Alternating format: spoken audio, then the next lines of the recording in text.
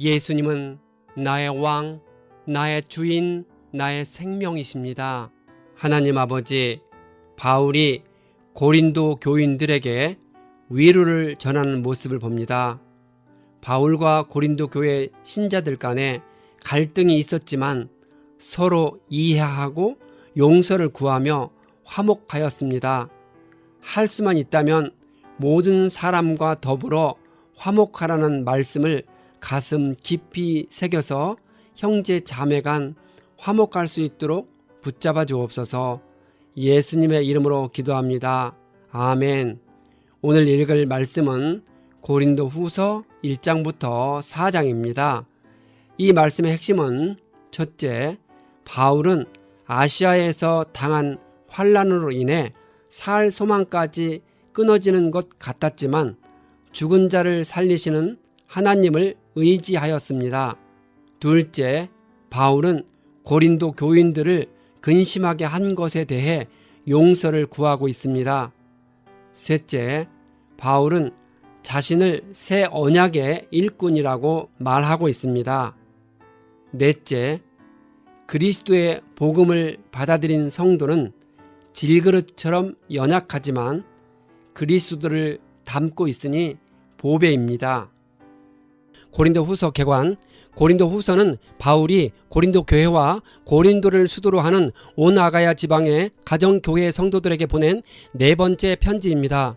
첫 번째 편지는 고린도전서 5장 9절에 언급된 이전 편지이고, 두 번째 편지는 고린도전서이며 세 번째 편지는 고린도 후서 2장 3, 4절에서 언급된 눈물로 쓴 편지이고, 네 번째 편지는 고린도 후서입니다. 바울은 고린도 전서를 쓴 지 약 1년쯤 지나고 로마서를 쓰기 1년 전인 주후 55년에서 56년 무렵에 마케도니아에서 고린도 후서를 썼습니다. 고린도 후서의 핵심 주제는 바울의 사도적인 삶과 사역과 메시지 속에 나타난 고난과 성령의 능력 사이의 관계입니다. 바울의 대적들은 유대 지방의 신자들을 위한 헌금을 모금하는 바울의 동기에 의문을 제기하고 바울의 개인적인 용기를 의심하는 것도 모자라 바울은 부활하신 예수님의 사도가 되기에는 너무 많은 고난을 당했다고 주장했습니다. 바울은 사도로서의 자신의 연약함이 신자들을 위로하고 그리스도 안에 있는 하나님을 세상에 알리는 수단이라고 주장합니다. 바울의 사도로서의 고난은 하나님의 영광을 드러내기 위해 사용하시는 수단입니다. 그러므로 바울과 그의 복음 선포를 거부하는 것은 곧 그리스도 자신을 거부하는 것이라고 봅니다. 바울의 메시지와 사역과 삶의 방식은 하나이기 때문입니다. 이 사실은 고린도 후서가 바울의 모든 편지 중에 깊은 감정으로 가득한 가장 개인적인 편지인 이유를 설명해 줍니다. 고린도 후서는 바울과 고린도 교회 사이의 복잡한 내력에 대한 반응입니다. 이 편지의 집필 의도는 세 가지로 정리할 수 있습니다. 1장에서 7장은 주로 바울의 과거의 업적에 초점을 맞추고 있고, 8, 9장은 회개한 자들의 현재 직임인 헌금 모금을 끝내는 일에 초점이 맞춰져 있으며, 10장에서 13장은 아직도 복음을 대적하는 이들에 대한 미래의 심판에 초점을 맞추고 있습니다. 고린도 후서는 구성의 일관성이 없고 앞에 나오는 내용과 부드러운 연결점이 없이 소개되는 많은 여담이 담긴 비형식적이고 상황에 맞춰진 서신서입니다. 이 편지는 저자의 실제적인 선교 체험에 바탕을 둔 선교 안내서이기도 합니다. 1장, 편지의 인사말에서 바울은 자신이 하나님의 뜻으로 그리스도 예수의 사도가 되었다고 분명히 밝힙니다. 바울과 디모데가 온 아가야라는 지역의 모든 성도들에게 이 편지를 쓰고 있음을 밝히고 있습니다. 바울은 아버지 하나님과 주 예수 그리스도의 은혜와 평화가 있기를 소망하며 하나님의 위로가 있기를 바라고 있습니다. 하나님은 온갖 환난 가운데 있는 사람을 위로해 주시는 분이라 고백합니다. 바울이 아시아에서 받은 환난에 대해 구체적으로 밝히지는 않고 있지만 명백히 목숨을 위협했던 심각한 환난이었을 것입니다. 바울은 가는 곳마다 복음 전파의 대적자들과 부딪혔습니다. 에베소에서 겪은 군종의 폭동이 대표적인 경우일 것입니다. 이 이후에도 바울은 여러 환난과 고통을 겪었습니다. 고린도 교회에 보낸 바울의 편지는 쉽고 단순했습니다. 비록 심오한 진리를 담고 있을지라도 그가 보낸 고린도 전서는 누구든지 읽고 알아들을 수 있도록, 또한 아무도 실족하지 않도록 담백하고 허심탄회하게 복음의 진수를 쉽게 기록하였습니다. 주 예수의 날은 예수님이 재림하시는 날을 가리킵니다. 그때 주 예수는 심판주로 오셔서 신자와 불신자를 심판하실 것인데, 신자는 영생에, 불신자는 영벌에 처해질 것입니다. 바울은 자신의 계획 변경에 대해 적극적으로 변호하고 있습니다. 고린도 교회의 방문을 놓고 바울은 여행 계획을 변경했습니다. 그것은 예상치 못한 정황에 따른 불가피한 변경이었습니다. 하지만 바울의 대적자들인 고린도 교회의 거짓 교사들은 이를 빌미 삼아 바울을 비난했습니다. 바울은 경솔하게 이랬다가 저랬다가 하는 변덕스러운 사람이므로 그는 신뢰할 수 없는 인물이라고 교인들을 선동했습니다. 이 소식을 듣고 바울은 자신의 계획 변경이 자신의 육체적인 이익에 따라 마음에 내키는 대로 이랬다 저랬다 변경한 것이 아니라 오직 하나님의 뜻에 따라 성도들의 유익을 위해서 불가피하게 변경했음을 적극 변호했습니다. 2장, 바울은 고린도 교인들에게 또다시 아픔을 주지 않으려고 그들에게 가지 않기로 결심하였습니다. 3, 4절의 말씀을 통해서 볼 때 바울은 고린도 교회에 또 다른 편지를 썼던 것 같습니다. 아마도 바울은 고린도 전서와 후서 사이에 이른바 눈물의 편지로 불리우는 제3의 편지를 써 보낸 듯 합니다. 하지만 이 편지는 오늘날 전해져 오고 있지 않습니다.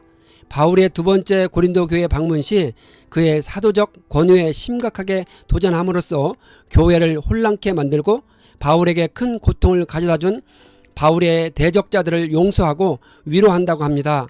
고린도 교회는 그에 대해 출교와 같은 마땅한 징계 조치를 내렸던 듯한데, 이에 그가 자기 잘못을 깨닫고 회개했던 것으로 봅니다. 그래서 고린도 교회는 그를 다시 받아들일지 아니면 출교 조치를 강행할지를 놓고 주장이 엇갈리고 있었습니다. 이런 상황에서 바울은 그를 용서하고 위로함으로써 그리스도의 사랑을 나타내 보이라고 권면한 것입니다. 그렇게 하여 그들이 사탄에게 속아 넘어지지 않게 했다고 합니다.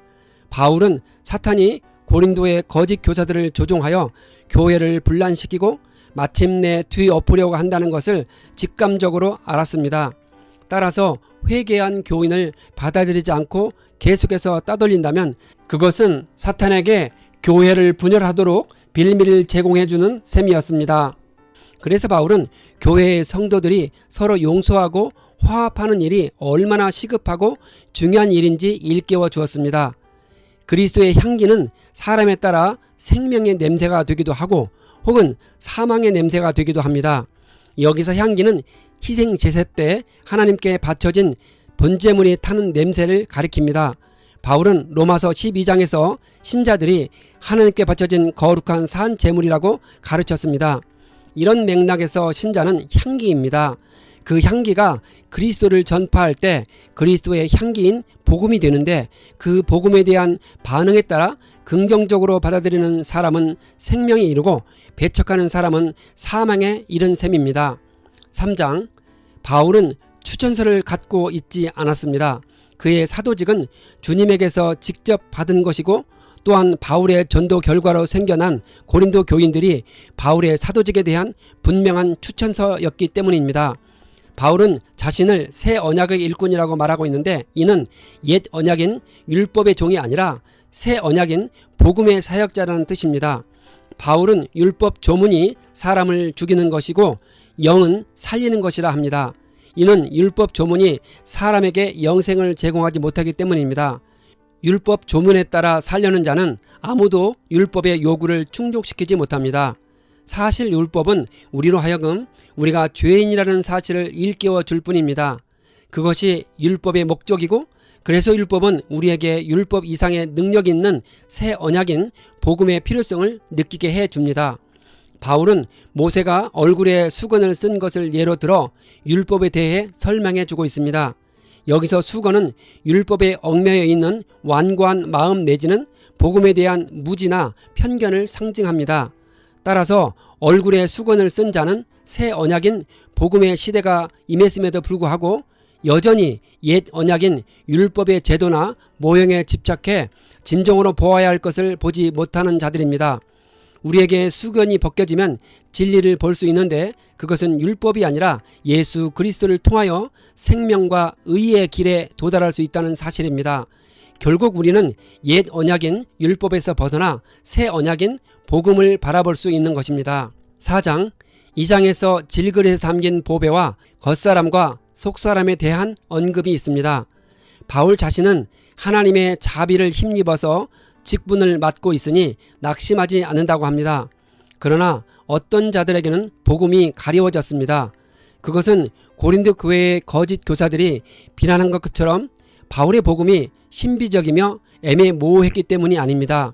바울이 전한 복음은 혼잡하지도 않고 순수해서 누구든지 알아들을 수 있었습니다.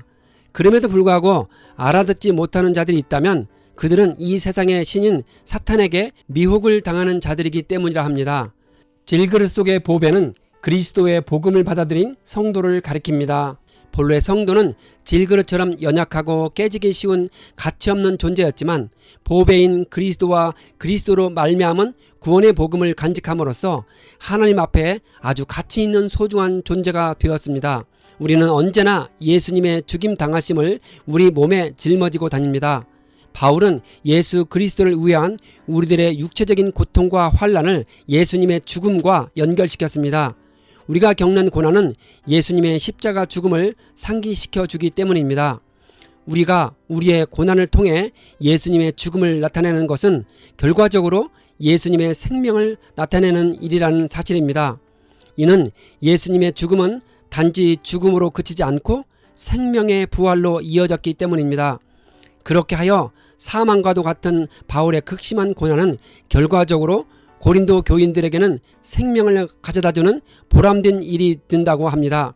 그래서 주 예수님을 살리신 이가 예수와 함께 우리도 다시 살리실 것입니다. 그러므로 바울이 낙심하지 않는 이유는 자신의 겉사람은 낡았지만 속사람은 날로 새로워지기 때문입니다. 겉사람은 결국엔 죽고 썩어서 흙으로 돌아갈 사람의 육체를 가리키고 속사람은 복음을 통해 새롭게 거듭난 영적 실존을 가리킵니다. 따라서 성도들에게 있어 겉사람은 세월 속에서 날로 낡아지는 것이며 반면 속사람은 하나님의 말씀과 성령의 지도를 통해 날로 새로워집니다. 우리가 항상 주목해야 할 것은 보이는 것이 아니라 보이지 않는 것입니다. 보이는 것은 잠깐이지만 보이지 않는 것은 영원하기 때문입니다.